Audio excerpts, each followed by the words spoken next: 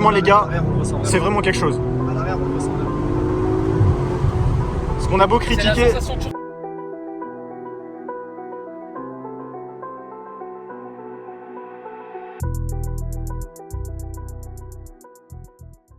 Bon, salut tout le monde, la famille, bienvenue sur ma chaîne Yanis GTS. Merci à tous pour vos retours sur les dernières vidéos. Aujourd'hui, présentation du RS5. Vous pouvez voir là, donc plaque suisse de Genève, l'ami habituel qui l'a ramené, qui ramène à chaque fois de Suisse, comme vous savez. Donc là, on est sur une RS5, on va la présenter esthétiquement et ensuite je vais faire la présentation moteur. Donc regardez déjà la petite animation des phares, je pense qu'elle est aussi à l'arrière. Donc vous ouvrez, franchement c'est assez stylé. Audi, ils ont toujours été bien dans les animations des lumières, etc. Donc on va commencer direct avec la partie arrière. On a quoi? On a un petit béquet en noir laqué qui passe bien. On est sur une config assez classique, les logos en noir aussi, ça je pense que c'est une option. Après on est sur un gris. Codeur de pluie, vous avez les deux sorties ovales de chez RS, tu peux un peu zoomer dessus pour faire montrer le petit bas de caisse en nid d'abeille. Donc voilà, après la RS5 les gars, c'est une voiture, je pense Audi ils ont misé sur une voiture un peu sobre qui passe un peu partout mais très sportif à la fois. Par exemple un chef d'entreprise qui veut pas trop sportif avec une RS6, qui veut un truc qui passe un peu plus, etc. Il va opter pour une RS5 je pense. Parce que regardez là, vous voyez c'est pas trop bombé, etc. On voit quand même que c'est sport. Mais avec les dernières A5 je pense, vous voyez c'est lesquelles, vous prenez un A5 S-Line, vous pouvez confondre. Donc voilà, un peu bombé, etc. On a les vitres teintées à l'arrière. Le toit ouvrant, bien évidemment, je vais ouvrir juste après. Je pense qu'il va s'ouvrir avec la clé. Au niveau des jantes, les gars, je pourrais pas vous dire c'est du combien. 20 pouces. C'est du 20? Ouais. Mais franchement, elles sont assez grosses. Bon, là, elles sont un peu sales, parce qu'on n'a pas, voilà, on n'a pas passé un coup, donc elles sont un peu sales. Après, sinon, au niveau des jantes, on a un petit rappel ici, RS5. Le capot avant, très plongeant, en mode requin un peu, avec deux lignes qui se prolongent, comme vous pouvez voir. Et puis voilà, là on a les feux aussi avec la cinématique quand on ouvre, etc. Au niveau du bloc avant, les gars, qu'est-ce qu'on a? Il y a un camionneur qui va passer. C'est pas les couilles avec sa plaque espagnole. Plus il puait, désolé, j'ose le dire, s'il voit la vidéo, va trincer.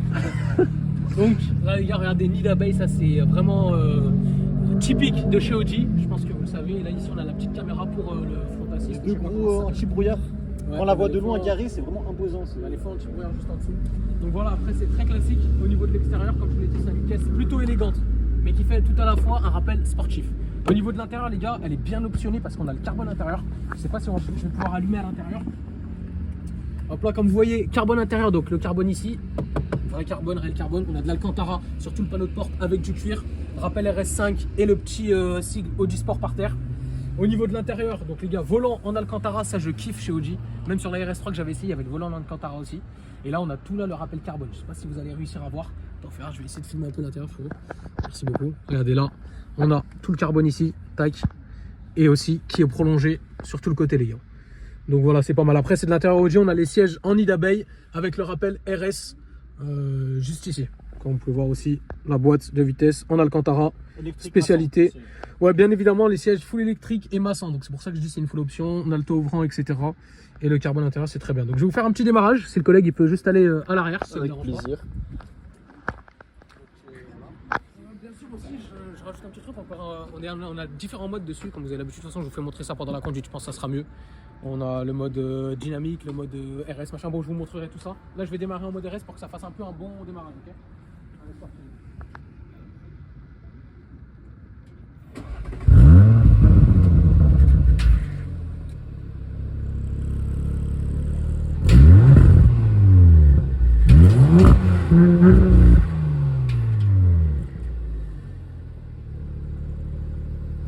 Voilà les gars, pour ce qui est au niveau du moteur, comme vous l'avez entendu, on est sur un 2,9 litres V6 biturbo qui développe 450 chevaux. Au niveau du torque, enfin du Newton-mètre, je sais pas, mais on est, je pense, aux 500 Newton-mètre, un truc comme ça.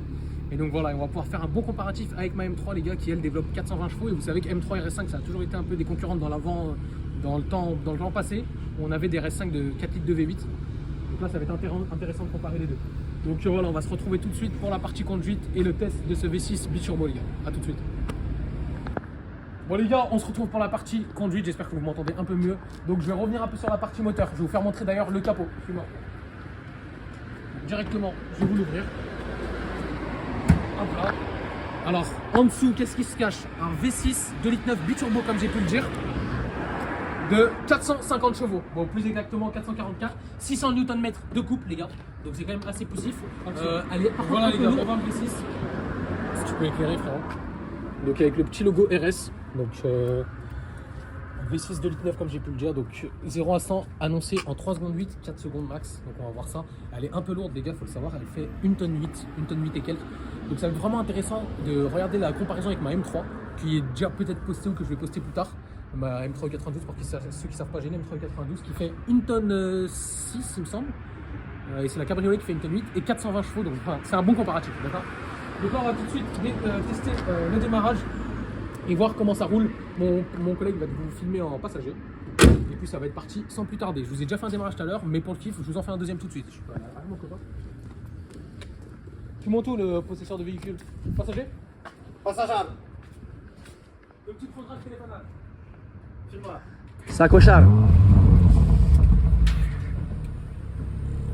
Bon voilà le bruit un peu les gars, je vais mettre quelques petits coups.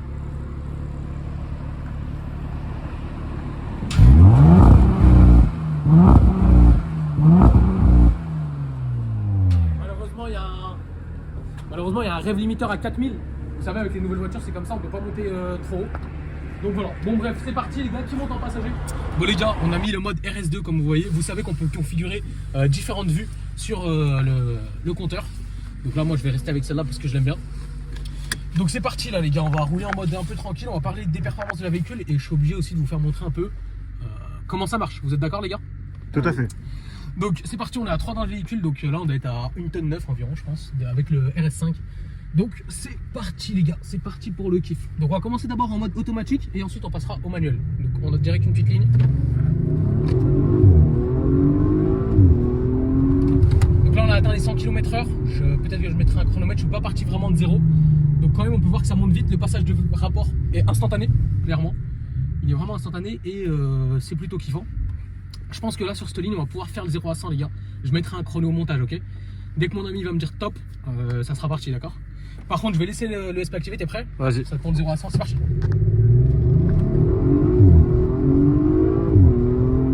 Ça. Bon voilà, comme vous avez vu c'est assez kiffant. Les gars, en toute Le honnêteté, freinage, qu'est-ce que t'en voilà, penses? le freinage ça freine très bien, vous voyez là il a activé le freinage d'urgence parce qu'il y avait un feu rouge que je n'ai pas fait gaffe. Donc là je vais continuer un peu la route tranquille. Toi qui as eu la voiture depuis plus longtemps que moi, quelles sont tes impressions un peu sur le véhicule? Très bien. Franchement, RS, c'est vraiment la régularité au niveau des passages de rapport, très puissant, très coupleux. Qu'est-ce qu'on pense du V6? C'est la première fois pour nous sur ce V6 d'Audi qui est quand même assez réputé parce qu'il est aussi sur la RS4 B9. Exactement, V6 très bien, très performant comme le 5 cylindres du RS3, finalement pas trop de changements, mais un peu plus de sonorité. Je pense qu'il y a plus de sonorité dans le 5 cylindres, perso. Enfin, la sonorité est plus belle dans le 5 cylindres. Peut-être que là, ça fait un peu plus de bruit avec des pop. Ouais. D'ailleurs, là, je crois que c'est un peu plus un active sound. Je sais pas si tu as écouté de l'extérieur. On va un peu entrouvrir les fenêtres pour avoir un. Là, cette route, les gars, je suis désolé, elle est un peu cabosse. Donc, je vais faire attention. Je vais pouvoir vous faire une belle insertion un peu plus tard. Je vous ferai juste 2 insertions de périph' et on vous laissera sur ça. Attention, les gars, il y a des grosses vidéos qui arrivent. Comparaison M3 et barodé avec M3 parce que là, on va partir tout de suite barodé qui fait nos gros moteurs. Parle-nous un peu de la différence, du coup, c'est entre propulsion et Atmos, c'est ça? Alors, différence, il y en a plein. Déjà, premièrement, moi c'est un V8, là c'est un V6, moi c'est un V8 atmosphérique. Là il y a les turbos. D'accord. Et moi c'est comme tu as dit, moi c'est une propulsion. Et là on peut voir ici c'est écrit Quattro. Quattro d'Audi qui signifie le 4 roues motrices.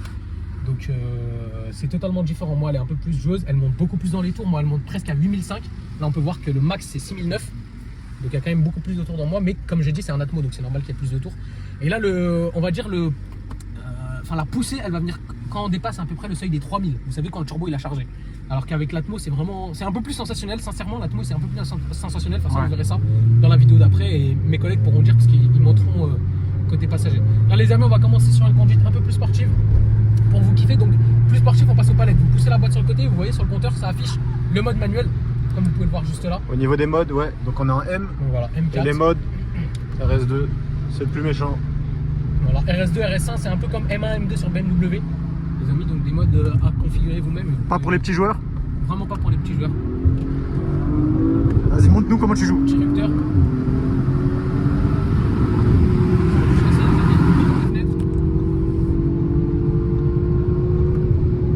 Ouais, c'est. Insertion de périph' allemand. Franchement, c'est pour ça. C'est incroyable, les amis. Là, vous avez vu, on est sur des routes, mon ami peut le dire, sans limitation. Exactement. On a des gens qui roulent un petit peu Au milieu, et ça franchement, ils devraient repasser leur permis, certaines personnes, mais si on devait refaire tous les individus qui doivent repasser le permis, on s'en sortirait pas. On s'en sortira. D'ailleurs, dédicace à une personne dans ma classe qui avait 75 heures de conduite. Je sais pas si je t'en souviens. Je m'en souviens bien. Cette personne. Je m'en souviens bien. Les gars, sinon à part ça, c'est vraiment un véhicule en fait qui va être très performant, surtout au début. Vous voyez, les moteurs Atmos, ça va monter. Oula, c'est la police, les gars. Donc là, on va rouler très calmement. On va se mettre derrière eux. Ah, rétrograde. Et on va quand même continuer à parler dans la vidéo. C'est là que je te reconnais bien. Oui, mais moi je suis un citoyen qui. Est-ce que tu peux un peu zoomer sur eux, s'il te plaît? Donc voilà, on Permettez passe le de bonjour à la dézoomer. Mécan Break. De police. Très agréable, on a déjà eu affaire à eux. Polissard, on est là, ouais. Tout est en règle chez nous. Tout est en règle, les gars. Acheté en Suisse. Véhicule acheté en Suisse par par mon mes collègue soins. juste derrière. On Par fera mes pas soins. d'appel de phare malgré la proposition du collègue assis derrière. Vous connaissez tous ce collègue qui a des propositions un petit peu dangereuses Un petit peu en cas farfelues. de contrôle. Mais vous inquiétez pas, de toute façon, nous on est toujours en règle, les gars, sur la chaîne. Donc là, moi je voulais aller à droite, les amis. Ok, ils y vont aussi. Donc... Ils y vont, et du coup, on va pas y aller. tout droit. Et là, pourquoi ils tirer regardent, là, Pourquoi ils tirer regardent. pas Là, ils nous regardent. Filme-les, franchement. N'hésite Non. pas à les filmer. je les filme comme si c'était une voiture normale. Ils vont pas tarder à mettre les gyros, j'annonce. C'est pas grave parce que franchement, nous sommes en règle. Et je me permets de me mettre devant eux car je suis un peu un mec qui a un ego surdimensionné. Pour vous donner le contexte, la police est juste derrière vous. Les gars, ils me redépassent et ils reviennent à côté. Là, c'est dit. Et ils partent. Ils Donc ont là, pris la tant mort. mieux. Donc là, ils ont pris la Ils ont mort. eu la mort parce que j'ai eu un peu plus d'ego Parce qu'eux. qu'il faut Et je qu'on me félicite. rappelle notre âge. Donc aujourd'hui, c'est mon anniversaire. On a Donc, un âge les gars, assez jeune. Bon, Et tu ces penses aussi policiers qu'il y avait un policier qui avait cet âge-là dans la voiture. Je pense qu'ils ont plutôt le double ou le triple. Est-ce qu'ils ont déjà conduit ce véhicule ou ils ont Jamais. conduit 3 fois moins puissant? Jamais. Ils Donc conduisent voilà, des les 1,5 DCI, bon, qui Là, sont maintenant certes qu'ils sont très plus là, fiables. on peut quand même un peu kiffer. Donc moi j'avais plus l'habitude du Atmo, donc là je serais plus parti en deuxième. Là on va partir en troisième. On entend les pop-pop, je sais pas si vous entendez, ils sont un petit peu artificiels, mais Petite Golf, un c'est peu très endormi, méchant. qui me semble un peu banalisé sur les bords. On avait fait une vidéo avec une RS3 de la même couleur il y a quelques mois qui faisait pas autant de bruit. C'est merdier. Il se permet un petit peu. C'est un dû merdier. aux Franchement, ça 50 m'énerve, chevaux de ça plus. m'énerve. Ah, C'était qui? j'ai vu la voiture et j'ai compris. Bon voilà les gars, on se reprend. Désolé, on a une petite coupure au niveau de la caméra. On se reprend avec la RS5 toujours et une petite insertion autoroute allemande.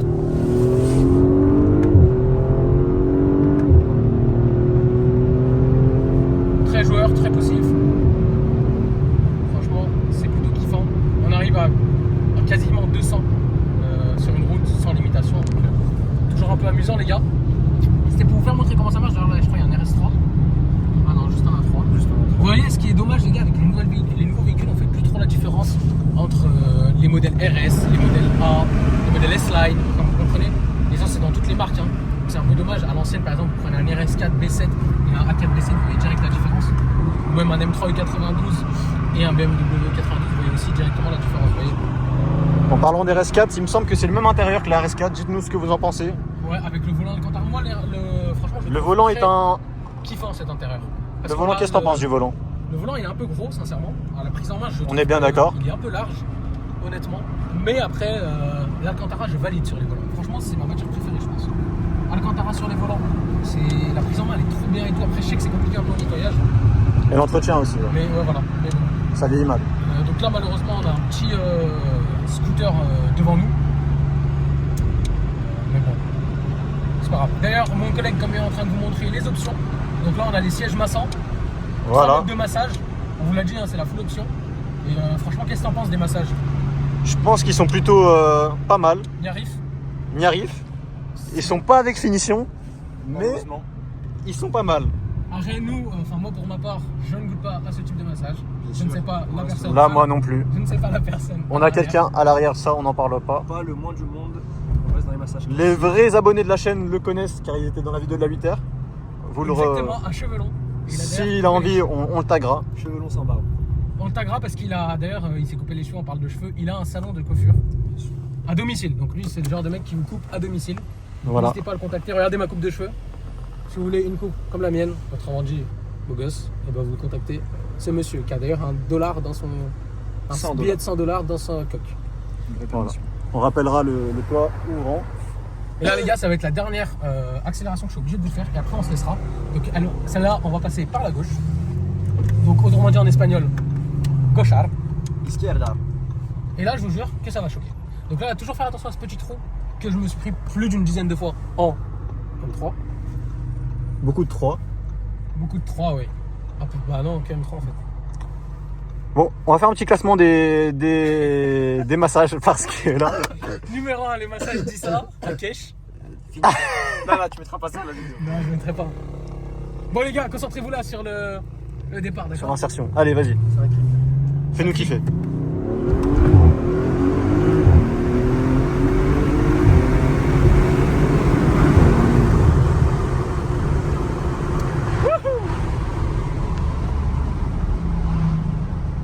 Toujours choqué la Croix-Rouge. Moi, je suis à Basse-Rouge.